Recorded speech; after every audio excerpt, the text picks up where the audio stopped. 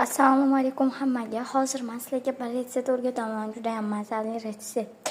Bizga kerak bo'ladi tuxum, pomidor va kolbasa. Kolbasani men tirg'ichdan o'tkazib oldim, qirg'ichdan. Birinchi bo'lib mana buni solib olamiz. Mana ham terib oldik. Endi esa tuxumlarimizni chaqib olamiz. Tuxumimizni ham chaqib oldik. Endi esa men bularni terib olamiz.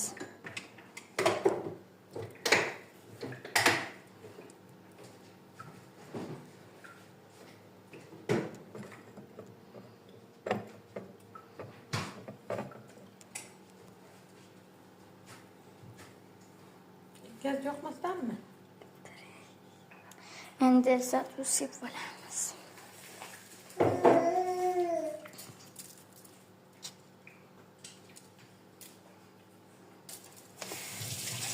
Og'zini yopib 5 minutga yuboramiz.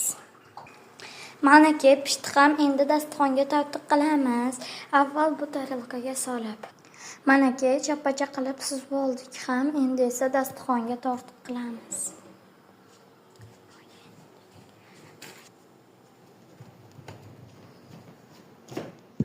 Endi esa kesib olamiz.